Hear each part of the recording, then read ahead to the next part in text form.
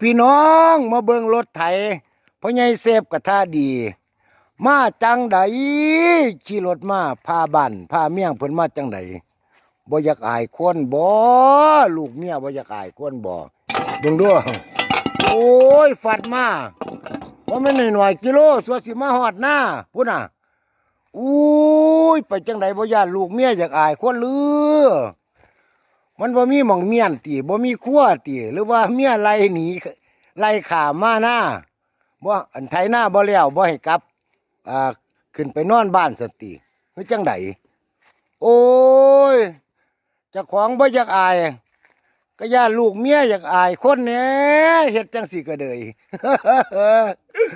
เงือดเงือดชี้พาบ้านมาจังใดซะเด้เป็นแบบนี้โอ้โหยเปลี่ยนมาโดนแล้วบ่จังสิเฮอ โอ้ยอยากเห็นหน้าเลยเราไปทางใดล่ะเพราะไงเซฟกับท่าดีเอาอยู่เถียงกับบ่มีไปทางใดนอกบ้านนี่เดี๋ยวสิลักไปขี้อ้อมบ้านนี่จักเมื่อ โอ้